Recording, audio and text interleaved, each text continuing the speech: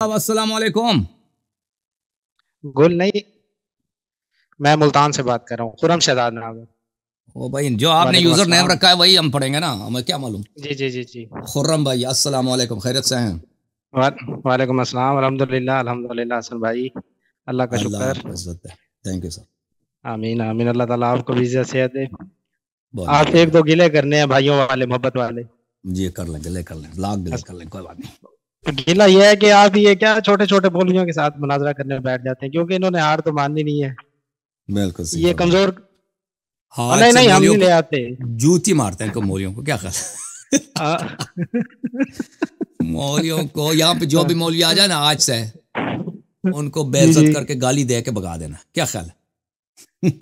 ویسے یہ ہے حقیقت، کیونکہ میں حسن بھائی آپ کو بتاتا ہوں، میں آپ کو کافی ٹائم سے سن رہا ہوں، تو پھر اب کافی کچھ اندازہ تو ہو گیا ہمیں. تو نہیں نہیں نہیں نہیں، لیکن میں ویسے آپ کو وہ آئے بتا تھے دوں نا، وہ چھوٹا مولی کہ تھا، وہ جو آئے تھے ذیشان صاحب، ذیشان سعید.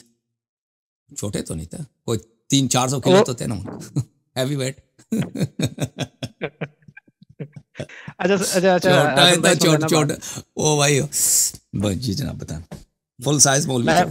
ہاں ہاں، میں یہ بتا رہا ہوں آپ کو کہ میں آپ کے لیکچر وغیرہ سنتا رہتا ہوں نا، تو یہ جب جانا پڑتا ہے ان سے، یہ ہمارے اہل سنت میں نا سب سے مشہور جو ہے نا کہ قرآن و سنت کو ماننے والے، حدیثوں کو ماننے والے اہل حدیث طبقہ ہے، لیکن یہ نہیں مانتے. ان سے بات کر دو یہ پھر جاتے ہیں سیدھی سیدھی. بخاری مسلم کا کہتے ہیں نا کہ ہم مانتے ہیں، یہ ان سے بھی پھر جاتے ہیں. اس کو نہ سنیں بھائی، وہ یہ- جعفر صاحب کو نہ سنیں. آپ میرے سے بات کریں، جعفر بھائی چپ کریں، آپ یہ بات کریں. تو یہ حسن بھائی ہے نا، کیا کہتے ہیں اسے، یہ رمضان شریف میں بھی مجھے جانا پڑا ہے، تو یہ جب آل امیہ کی بالخصوص یزید کے باپ دادا کو جو فضیلت بڑھاتے ہیں نا یہ، تو ان کو یہ کہہ دینا کہ حدیثوں میں تو یہ لکھا ہوا ہے، تو یہ حدیثوں سے پھر جاتے ہیں. ان کا کیا حل ہے؟ بھائی جو رسول صلی اللہ علیہ وسلم کے فرمان کو سن کر وہ ایمان نہیں لائے، بھائی ان کو کیا حل ہے. ان کا حل یہی ہے کہ موت آ جائے، پر اگلی دنیا میں اللہ تعالیٰ کا حساب ہاں، کتاب ہے نا. یہ تو ضد بیڑے ہوئے ہیں. تو یہ گلا میرا جو یہی ہے شخص آپ سے کہ یہ جو شخص حق بات کو نہ مانے نا، وہ اس کو ہم کچھ نہیں کر سکتے. وہ اللہ دیکھ رہا. اللہ کی بادشاہت بہت عظیم ہے. سب کچھ دنیا زمین آسمان اللہ تعالیٰ کے ہاتھ میں. جو شخص انکار کرتا ہے حق کا نا، حق کا، وہ اپنا نقصان کر رہا ہے، اور وہ کبھی کہیں بھاگ بھی نہیں سکتا. اللہ کی حکومت سے، اللہ کی گرفت سے کوئی فرار کر سکتا ہے بھائی؟ بھاگ سکتا ہے؟ ٹھیک ہے. ہماری ہم سے تو کہہ سکتا ہے کہ میں نہیں مانتا بھائی، آپ غلط کہہ رہے ہیں، ٹھیک ہے نا. لیکن موت نے تو آنی ہے. اللہ تعالیٰ نے حساب تو دینا. ایک بہت بڑی دنیا ہے وہاں موت کے بعد، ایک عظیم دنیا ہے. وہاں پر ہر چھوٹے عمل کا، ہر بڑے عمل کا حساب لیا جائے گا. یہاں پہ جو لوگ غلط باتیں کہیں گے نا، وہاں پہ حساب ہوگا، اور وہاں پہ بہت سخت حساب ہوگا، اور وہاں پہ عذاب ہوگا.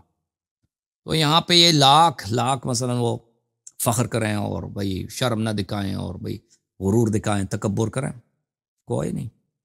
اللہ دیکھ رہا، اللہ تعالیٰ دیکھ رہا. اس کے آنکھوں، اور حسن بھائی اللہ میرا کے نظر میں ہے سب کچھ، اللہ کے آنکھوں کے سامنے ہے سب کچھ. جی ہاں.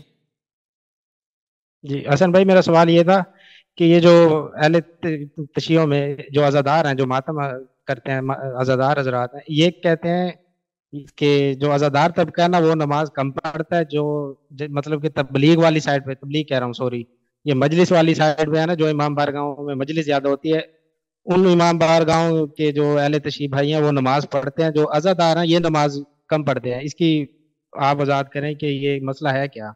یہ خود میں نے آبزرو بھی کیا ہے، اور یہ خود اہل تشیع بھائیوں کو دیکھا ہے، پوچھا بھی ہے ان سے میں نے. تو یہ مجھے نہیں معلوم اس کی وجہ کیا ہو سکتا ہے. بعض لوگ جو ہے نا، جو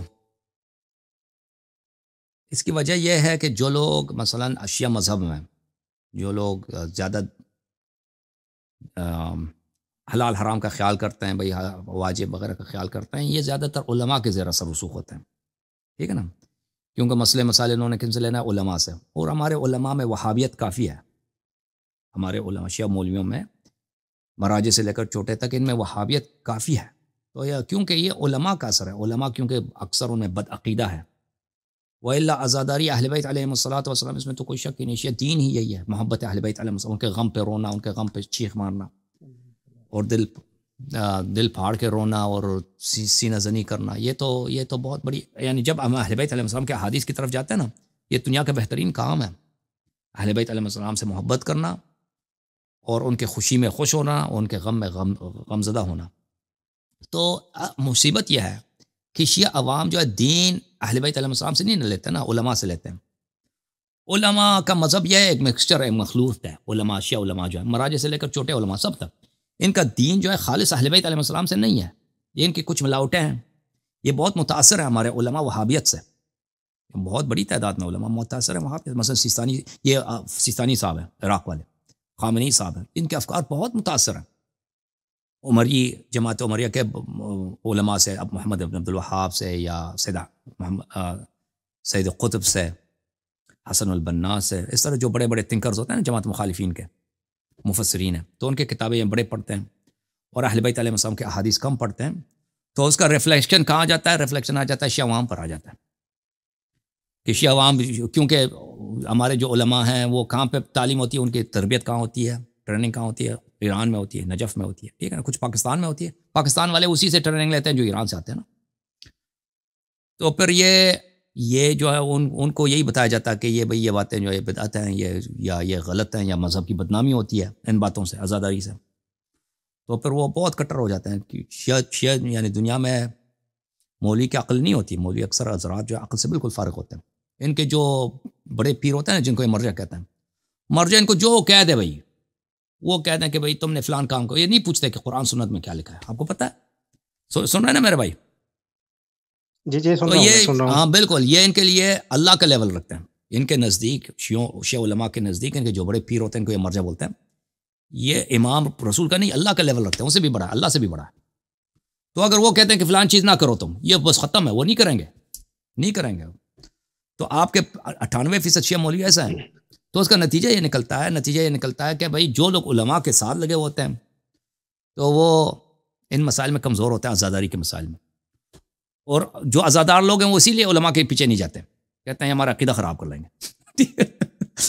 پھر وہ کیا ہوتا ہے، پھر وہ نماز سے بھی، جو حلال حرام کے مسائل میں بھی کیا ہوتا ہے، حلال حرام کے مسائل میں بھی وہ بے احتیاطی کر لیتے ہیں جو عزادار لوگ ہیں، کیونکہ حلال حرام کے مسائل کس کے پاس؟ علماء کے پاس ہوتا ہے نا، ذاکرین وغیرہ کو تو حلال حرام آتا نہیں ہے بیچارے، وہ کیا ان کو سنائیں گے کہ فلان چیز حلال ہے فلان چیز حرام ہے، وہ علماء کے پاس نہیں آئیں گے کیونکہ کہیں گے کہ ہمارا عقیدہ کو خراب کر لیں گے، یہ وہابی ہیں، تو اس کا نتیجہ یہ ہوتا ہے کہ پھر وہ دین کے بہت سارے تعلیمات سے دور رہتے ہیں، حلال حرام کے مسائل میں، نماز کی اہمیت کے مسائل میں، حالانکہ ان میں کوئی تضاد ہی نہیں ہے، ان میں کوئی عزاداری کرنا چاہتا ہے، امام حسین علیہ السلام کے غم میں رونا چاہتا ہے، آنسو بہانا چاہتا ہے، سینہ زنی کرنا چاہتا ہے، اس کا تضاد ہی نہیں ہے نماز پڑھنے سے، نماز اپنی وقت پہ واجب ہے، وہ عزاداری اپنے وقت میں ہوتی ہے، ایسا تو نہیں کہ ہم نے 24 گھنٹے عزاداری کرنی، کوئی اور کام ہی نہیں تاکہ آپ نماز نہ پڑھ سکیں، ٹھیک ہے نا، تو اس یہ ایک ایسی مصیبت ہے۔ جی ہاں، میں اس لیے چپ کر کے سن رہا تھا کیونکہ وہ جو آئے تھے نا جی، وہ مناظرہ کرنے، وہ باپ کی بات میں بولتے تھے نا، تو ہم سننے والوں کو غصہ آتا تھا کہ ایک انسان بات کر رہا ہے دوسرا بیچ میں بولی جا رہا ہے، میں اس لیے آپ کی بات خاموشی سے سن رہا ہوں، کیونکہ ہم اللہ آپ کو سننے والوں کو ان کو دیکھ کے غصہ آتا ہے، تو پھر آپ کے ساتھ ہم وہی کام تو نہیں کریں گے، آپ کی بات کو بڑے پیار سے سننا تھا مجھے۔ اللہ آپ کو اچھا حسن بھائی، آمین، حسن بھائی، میں نا پچھلے تقریباً 4-5 سال سے نا رمضان شریف میں افطاری میں 10 منٹ لیٹ کرتا ہوں، جیسے آپ شیعوں کا ٹائم کہتے ہیں، یہ ہمارے سنی بھائی کہتے ہیں، وہ قرآن کی آیت پڑھنے کے بعد میں نے اس پہ عمل شروع کیا، مطلب کہ کسی شیعہ یا کسی سنی کی وجہ سے نہیں کیا۔ اور دوسری بات ہے کہ مجھے تقریباً 2 سال ہونے والے ہیں، میں زیادہ نمازیں ہاتھ کھول کے پڑھتا ہوں، پڑھتا اہل سنت کے پیچھے ہی ہوں، اور یہ جو سورہ اعراف کی آیت نمبر 29 ہے جس کا یہ حوالہ، وہ تو آپ کو پتا ہوگا، عربی تو مجھے نہیں آتی اس کی یاد، اب ترجمہ ہے کہ میری عبادت ایسے کرو جیسے اللہ نے آپ کو پیدا کیا اور جیسے آپ واپس جاؤ گے، تو اس کی مجھے تھوڑی تشریح کر دیں تاکہ میرے جو اہل سنت بھائی دوست اعتراض کرتے ہیں ہاتھ کھول کے نماز پڑھنے پہ، ان کے لیے بھی ایک مدلل جواب ہو جائے گا۔ سورہ اعراف آیت نمبر 29۔ اعوذ باللہ من الشیطان الرجیم، وہ آئیے یہ ہے بھائی، کما بدأکم تعودون، جس طرح اللہ تعالیٰ نے آپ کو خلق کیا اسی طرح تم، جس طرح اللہ نے خلق کیا اسی طرح تم پلٹے جاؤ گے نا، اللہ نے ہمیں خلق کیا نا، ہم نے خود اپنے آپ کو پیدا کیا بھائی، اپنی مرضی سے پیدا ہوتے ہیں تو ہم بڑے امیر پیدا ہوتے ہیں نا، اگر میری مرضی ہوتی کہ میں خود اپنے آپ کو پیدا کرتا، دنیا کا سب سے پاورفل آدمی میں ہوتا، ٹھیک ہے نا ہے کہ نہیں، اگر بھائی سب سے خوبصورت میں ہوتا، سب سے ذہین میں ہوتا، پورے علم میں میرے کومڑے میں ہوتا نا، اور عمر بھی اپنی میں 10,000 سال رکھتا ہے کہ بھائی نہیں 1,00,000 سال رکھتا. بالکل. اور حسن بھائی میں یہ نماز جنازہ تو بالکل آنکھ باندھ کے نہیں پڑھتا، وہ تو میں بلکہ دکھانے کے لیے پڑھتا ہوں، سب کو بتانے کے لیے، دکھانے کی ضرورت نہیں. معاذ اللہ کہ آیت میں لکھا ہے نا کہ جس طرح آئے ہو، مردہ تو ہاتھ کھول کے جا رہا ہے، اس لیے میں جنازہ کسی کا بھی ہاتھ باندھ کے نہیں پڑھتا، جنازہ میں سب کا ہی ہاتھ کھول کے پڑھتا ہوں.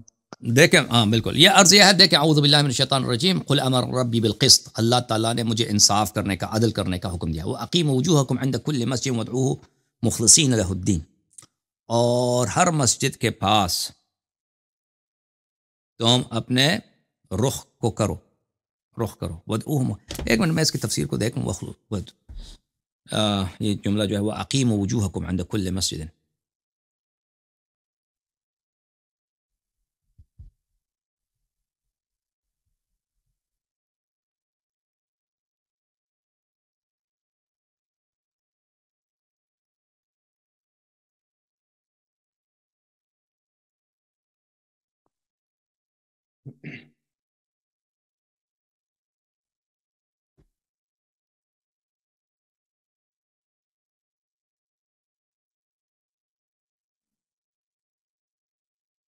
احادیث میں لکھا ہے کہ اس سے مراد قبلہ ہے. وَأَقِیمُوا وُجُوهَکُمْ عِنْدَ كُلِّ مَسْجِدٍ، اس سے مراد قبلہ ہے. بہرحال آپ کا مراد وہ نہیں ہے، آپ کا مراد یہ آخری فقرہ حصہ ہے. اور اللہ کی عبادت کرو، اس کے لیے طاعت جو ہے اپنا مخلص رکھو. كَمَا بَدَأَكُمْ تَعُودُونَ، جس طرح اللہ تعالیٰ نے آپ کو پیدا کیا اسی طرح تم پلٹو گے. ٹھیک ہے نا، جس طرح اللہ تعالیٰ نے تمہیں پیدا کیا اسی طرح پلٹو گے. اللہ تعالیٰ نے ہمیں خلق کیا، ہم نے اپنے آپ کو خلق نہیں کیا. اگر خلق کرنا ہمارے بس میں ہوتی نا، ہم ہر آدمی اپنے آپ کو بہت ہی خوبصورت بنا لیتا، سپر مین بنا لیتا، اسپائڈر مین ہے کہ نہیں بھائی؟